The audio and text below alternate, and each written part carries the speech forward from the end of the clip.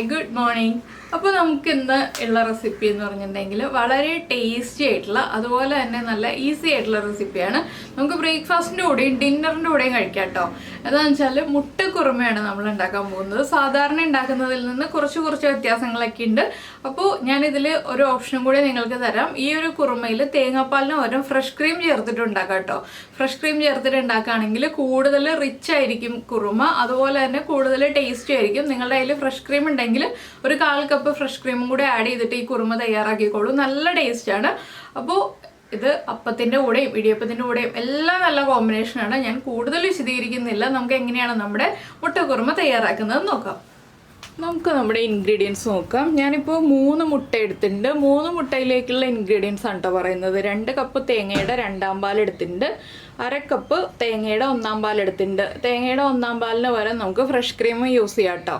അപ്പോൾ നല്ല തിക്കായിട്ടുള്ള തേങ്ങാപ്പാലായിരിക്കണം, ഇല്ലെങ്കിൽ ഫ്രഷ് ക്രീം യൂസ് ചെയ്യാം. നമ്മുടെ കയ്യിൽ ഏതാണോ ഉള്ളത് അത് യൂസ് ചെയ്യാം. 2 സവോള എടുത്തിട്ടുണ്ട്. മീഡിയം വലിപ്പമുള്ള സവോളയാണ് 2 എടുത്തിട്ടുള്ളത്. പിന്നെ നമ്മുടെ കയ്യിൽ ഉള്ള വെജിറ്റബിൾസ്, നമുക്ക് ഇഷ്ടമുള്ള വെജിറ്റബിൾസ് കൂടുതൽ യൂസ് ചെയ്യാം, ഇഷ്ടമില്ലാത്ത വെജിറ്റബിൾസ് കുറച്ച് യൂസ് ചെയ്യാം. ഞാനിപ്പോൾ ബീൻസ് 3 എടുത്തിട്ടുള്ളൂ.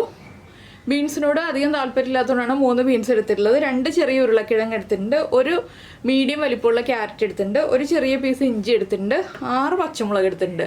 പച്ചമുളക് 6 എന്നുള്ളതിന് പകരം 3 പച്ചമുളക് എടുത്തിട്ട് 1 ടീസ്പൂൺ കുരുമുളക് പൊടി ചേർത്തിട്ട് നമുക്ക് ഈ ഒരു റെസിപ്പി ചെയ്യാം. പിന്നെ എടുത്തിരിക്കുന്നത് 3 ഏലക്ക, 4 ഗ്രാമ്പു, 3 ചെറിയ പീസ് പട്ട. അത് ഇത്രയും തന്നെ വേണം. ഇത് 4 മുട്ട യൂസ് ചെയ്യണമെങ്കിലും 3 മുട്ട യൂസ് ചെയ്യണമെങ്കിലും സ്പൈസസ് ഇത്ര തന്നെ വേണം. അപ്പോൾ നമുക്ക് ആദ്യം കുറച്ച് കാര്യങ്ങൾ കുക്കറിലൊന്ന് വേവിച്ചെടുക്കണം. അതിനുശേഷം നമ്മുടെ മുട്ടയും വേവിച്ചെടുത്തതിന് ശേഷമാണ് നമ്മൾ നമ്മുടെ സ്റ്റ്യൂ റെഡിയാക്കുന്നത്. അപ്പോൾ തേങ്ങയുടെ 1ാം പാൽ നമുക്ക് മാറ്റി വയ്ക്കാം. മുട്ട വേവിക്കാൻ വയ്ക്കാം. ഒരു കുക്കർ എടുത്തിട്ട് കുക്കറിലേക്ക് നമ്മൾ കട്ട് ചെയ്ത് വെച്ചിരിക്കുന്ന ബീൻസ്, ഉരുളക്കിഴങ്ങ്, ക്യാരറ്റ്, അതുപോലെ തന്നെ ഞാനിപ്പോൾ പച്ചമുളക് 6 എടുത്തു എന്ന് പറഞ്ഞല്ലോ, അതിൻ്റെ ഒരു പകുതി പച്ചമുളക്, 3 പച്ചമുളക് ചേർക്കുന്നുണ്ട്. അത് നമ്മുടെ എരിവനുസരിച്ച് പച്ചമുളകിൻ്റെ എണ്ണം തീരുമാനിക്കാം കേട്ടോ. നിങ്ങൾക്ക് ഇത്രയും എരിവ് വേണ്ട എന്നുണ്ടെങ്കിൽ പച്ചമുളകിൻ്റെ എണ്ണം കുറയ്ക്കാം. കുരുമുളക് പൊടി ചേർക്കുന്നുണ്ടെങ്കിൽ പച്ചമുളകിൻ്റെ എണ്ണം കുറയ്ക്കാം. പിന്നെ ഒരു ചെറിയ സവോളയുടെ ക്വാണ്ടിറ്റി ഇത്രയും ചേർക്കുക. ഇതിലേക്ക് ആവശ്യത്തിന് ഉപ്പ്, ഈ ഒരു വെജിറ്റബിൾസ് കുക്കാവാൻ ആവശ്യമായ ഉപ്പും കൂടി ചേർത്തിട്ട് തേങ്ങയുടെ 2ാം പാലിൽ, അതായത് കട്ടി കുറഞ്ഞ പാലിൽ നമുക്ക് ഇതൊന്ന് വേവിച്ചെടുക്കാം. കുറച്ച് തേങ്ങാപ്പാൽ ഞാൻ ബാക്കി വയ്ക്കുന്നുണ്ട്. എന്താണെന്ന് വെച്ചാൽ നമുക്ക് ലാസ്റ്റ് നമ്മുടെ സ്റ്റൂ ഒന്ന് കുറുകി പോവുകയാണെങ്കിൽ ചേർക്കാൻ വേണ്ടി മാത്രം കുറച്ച് തേങ്ങാപ്പാൽ ബാക്കി വയ്ക്കാം. അപ്പോൾ ഇത് 1 വിസിൽ വരുന്നത് വരെ നമുക്കൊന്ന് വേവിച്ചെടുക്കാം. ഒറ്റ വിസിൽ മതി. അപ്പോൾ ഈ എല്ലാ വെജിറ്റബിൾസും കുക്കായി വരും. ഇനിയാണ് നമ്മൾ മുട്ട വേവിക്കാൻ വെക്കുന്നത്. മുട്ട സാധാരണ നമ്മൾ കുക്ക് ചെയ്യുന്ന പോലെ കുക്ക് ചെയ്തെടുക്കുക. അതിനുശേഷം നമുക്ക് ബാക്കിയുള്ള കാര്യങ്ങൾ ചെയ്യാം. അപ്പോൾ നമ്മുടെ കുക്കർ വിസിലൊക്കെ വന്ന് പ്രഷർ പോകാൻ വേണ്ടി ഞാൻ മാറ്റി വെച്ചിട്ടുണ്ട്. അതുപോലെ മുട്ടയും വേവിച്ച് വെച്ചിട്ടുണ്ട്. ഇപ്പോൾ വേറൊരു പാൻ വെച്ചിട്ട് അതിലേക്ക് വെളിച്ചെണ്ണ ഒഴിച്ചിട്ടുണ്ട്. വെളിച്ചെണ്ണ ഒന്ന് ചൂടായി തുടങ്ങുമ്പോൾ നമ്മൾ ചേർക്കുന്നത് നമ്മുടെ പട്ട, ഗ്രാമ്പു, ഏലക്ക. നന്നായിട്ട് വെളിച്ചെണ്ണ ചൂടാവുന്നതിന് മുന്നേ തന്നെ ചേർക്കാം കേട്ടോ, ഇല്ലെങ്കിൽ വേഗം നമ്മൾ ഇടുമ്പോൾ തന്നെ പൊട്ടിത്തെറിക്കും. ഇതൊന്ന് ചൂടായി തുടങ്ങുമ്പോൾ നമ്മുടെ ഇഞ്ചി, വെളുത്തുള്ളി നിങ്ങൾ ചേർക്കുന്നുണ്ടെങ്കിൽ ഈ ഒരു സ്റ്റേജിൽ ഒരു 3 അല്ലി വെളുത്തുള്ളിയും കൂടി ചേർക്കാം കേട്ടോ. ഞാൻ ഇതിൽ വെളുത്തുള്ളി ചേർക്കില്ല, അതുകൊണ്ടാണ് ചേർക്കാത്തത്. പിന്നെ നമ്മുടെ സവോളയുടെ കൂടെ തന്നെ നമുക്ക് പച്ചമുളകും കൂടി ചേർത്ത് കൊടുക്കാം. ഇനി ഈ സവോളയ്ക്ക് ആവശ്യമായിട്ടുള്ള ഉപ്പ് നമ്മൾ ഇപ്പോൾ ചേർത്ത് കൊടുക്കണം. കുറച്ച് ഉപ്പ്, ഒരു 1/4 ടീസ്പൂൺ ഉപ്പ്, അതുപോലെ തന്നെ ഒരു 2 തണ്ട് കറിവേപ്പില. ഇനി സവോള ഒന്ന് കളർ മാറി വരുന്നത് വരെ നമ്മൾ ഇളക്കി കൊടുത്തുകൊണ്ടിരിക്കുക. ഇപ്പോൾ ഇതിലേക്ക് ഇൻഗ്രീഡിയൻസ് ഒന്നും ചേർക്കാനില്ല, നന്നായിട്ടൊന്ന് വഴറ്റിയെടുക്കാനേ ഉള്ളൂ. അപ്പോൾ സവോള ഒന്ന് കുക്കായി വരട്ടെ. ഇപ്പോൾ നമ്മുടെ സവോളയുടെ കളർ കണ്ടോ, ഇതുപോലൊന്ന് മാറി വന്നിട്ടുണ്ട്. ഇത്രയും മതി. ഇനി നമുക്ക് ഫ്ലെയിം കുറച്ചിട്ട് ഇതിലേക്ക് വേണ്ട പൊടികൾ ചേർത്ത് കൊടുക്കാം.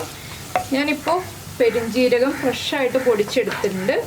ഫ്രഷായിട്ട് പൊടിച്ചെടുക്കുകയാണെങ്കിൽ അതാണ് ഏറ്റവും നല്ലത്. ഒരു 3/4 ടീസ്പൂൺ വരെ പെരുംജീരകം പൊടിച്ചത് ചേർത്ത് കൊടുക്കാം.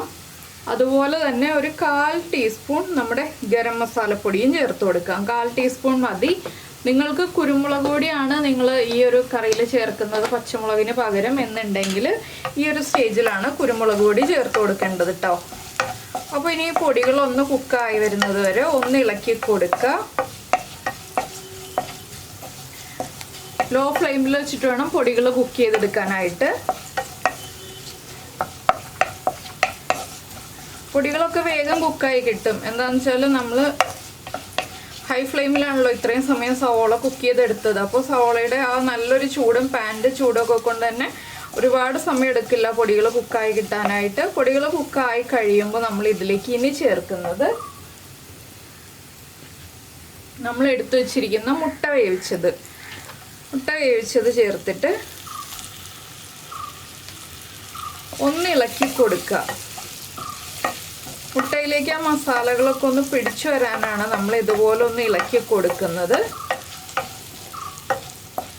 അപ്പോൾ ചെറിയൊരളവിൽ നമ്മൾ ഉപ്പ് ചേർത്തിട്ടുണ്ടല്ലോ സവോളയിലേക്ക്. അപ്പോൾ ആ സവോളയുടെ ഉപ്പും കൂടി നമ്മുടെ മുട്ടയിലേക്ക് ഒന്ന് പിടിച്ചു വരും. ഇനി നമുക്കിതൊന്ന് അടച്ചു വെക്കാം. ലോ ഫ്ലെയിമിൽ അടച്ചു വെക്കണം. ഒരു 3 മിനിറ്റോളം ഒന്ന് അടച്ചു വെച്ചിട്ട് ഈ മുട്ടയും സവോളയും എല്ലാം ഒരുമിച്ച് ഇരിക്കട്ടെ. ആ മസാലകളൊക്കെ ഒന്ന് നമ്മുടെ മുട്ടയിലേക്ക് പിടിച്ചു വരട്ടെ. അപ്പോൾ ഫ്രഷ് ക്രീമാണ് ചേർക്കുന്നതെങ്കിൽ 1/4 കപ്പ് മതി കേട്ടോ. അതിൽ കൂടുതൽ ഫ്രഷ് ക്രീം ചേർക്കേണ്ട ആവശ്യമില്ല. ഇതിനെ ഒരു 3 മിനിറ്റ് കഴിഞ്ഞിട്ട് നമുക്ക് തുറക്കാം. ഇടയ്ക്കിളക്കി കൊടുക്കേണ്ട ആവശ്യമില്ല. അപ്പോൾ നമ്മൾ മുട്ട ചേർത്ത് മസാലപ്പൊടികളും ചേർത്ത് അടച്ചു വെച്ചിട്ട് 3 മിനിറ്റ് ആയി. ഇനി നമുക്ക് തുറന്നിട്ട് ഒന്ന് ഇളക്കി മിക്സ് ചെയ്തതിന് ശേഷം നമ്മൾ വേവിച്ച് വെച്ചിരിക്കുന്ന വെജിറ്റബിൾസ് ഇതിലേക്ക് ചേർത്ത് കൊടുക്കാം. ഇനി ഫ്ലെയിം കൂട്ടി വയ്ക്കാം.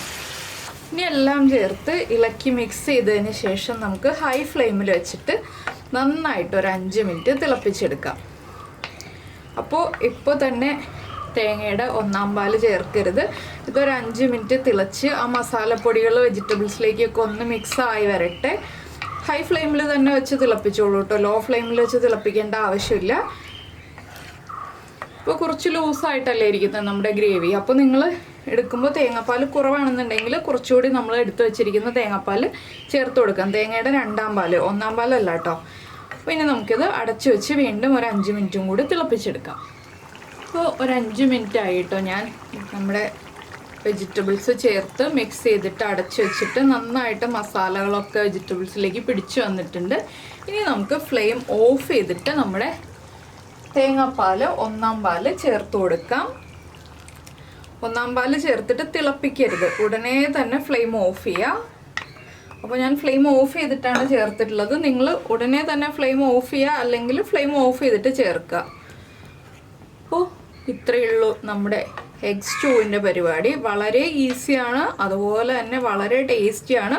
അപ്പോൾ നിങ്ങൾ ഇതുപോലെ എഗ് സ്റ്റൂ ഉണ്ടാക്കി നോക്കിയിട്ടില്ലെങ്കിൽ ഉറപ്പായിട്ടും ട്രൈ ചെയ്തോളൂ. അപ്പത്തിൻ്റെ കൂടെയും ബ്രെഡിൻ്റെ കൂടെയും ഇടിയപ്പത്തിൻ്റെ കൂടെയും ഒക്കെ നല്ലൊരു കോമ്പിനേഷനാണ്. ചപ്പാത്തിയുടെ കൂടെയും കഴിക്കാം കേട്ടോ. ചപ്പാത്തിയുടെ കൂടെ കഴിച്ചാലും ഒരു കുഴപ്പമില്ല. അപ്പോൾ എല്ലാത്തിൻ്റെയും നല്ലൊരു സൈഡ് ഡിഷാണ്. നമുക്ക് രാത്രി ഡിന്നറിനും രാവിലെ ബ്രേക്ക്ഫാസ്റ്റിനും ഉണ്ടാക്കാൻ പറ്റിയ നല്ലൊരു റെസിപ്പിയാണ്. അപ്പോൾ എല്ലാവരും ട്രൈ ചെയ്തിട്ട് ഫീഡ്ബാക്കൊക്കെ അറിയിക്കുക. നിങ്ങൾക്ക് ഇഷ്ടപ്പെട്ട റെസിപ്പി ആണെങ്കിൽ ഒന്ന് ലൈക്ക് ചെയ്യാനൊന്നും മറന്നു പോകരുത്. ഇനി നമുക്കിതിലേക്ക് ഒരു കാര്യവും കൂടി ആഡ് ചെയ്യാനുണ്ട്. ഒരു തണ്ട് കറിവേപ്പിലയും കൂടി നമുക്ക് ചേർക്കാം. ഒന്നുകൂടി ഒന്ന് കളർഫുൾ ആവാനും ആ കറിവേപ്പിലയുടെ ഫ്ലേവറൊക്കെ ഒന്ന് പിടിച്ചു വരാനും. ഇനി ചൂടോടെ ഉപയോഗിക്കരുത്. ചൂടൊന്ന് കുറഞ്ഞു വരുമ്പോൾ നമുക്ക് ഉപയോഗിക്കാം. ഇത്രയുള്ള പരിപാടി. അപ്പോൾ നമ്മുടെ ചാനൽ ആദ്യമായിട്ട് കാണുകയാണ്, നമ്മുടെ വീഡിയോ പ്രസൻറ്റ് ചെയ്യുന്ന രീതിയൊക്കെ ഇഷ്ടമായി എന്നുണ്ടെങ്കിൽ ഒന്ന് സബ്സ്ക്രൈബ് ചെയ്യാൻ മറന്നുപോയില്ലല്ലോ. സബ്സ്ക്രൈബ് ചെയ്യുന്നതിന് ഈ വീഡിയോയുടെ താഴെയുള്ള റെഡ് സബ്സ്ക്രൈബ് ബട്ടൺ ഒന്ന് ക്ലിക്ക് ചെയ്യുക. അതിൻ്റെ റൈറ്റ് സൈഡിലുള്ള ബെല്ലൈക്കണും ക്ലിക്ക് ചെയ്യുക. അപ്പോൾ ഓളെന്ന് പറഞ്ഞിട്ടൊരു ഓപ്ഷൻ കാണാം. ആ ഓളും കൂടി പ്രസ് ചെയ്തിട്ടുണ്ടെങ്കിൽ ഞാൻ എപ്പോഴും വീഡിയോ അപ്ലോഡ് ചെയ്യുമ്പോൾ നിങ്ങൾക്ക് നോട്ടിഫിക്കേഷൻ വരും. അപ്പോൾ എന്തായാലും എല്ലാവരും ട്രൈ ചെയ്ത് നോക്കുമെന്ന് വിചാരിക്കുന്നു. നമുക്ക് നമ്മുടെ അടുത്ത റെസിപ്പിയുമായിട്ട് അടുത്ത ദിവസം വീണ്ടും കാണാം.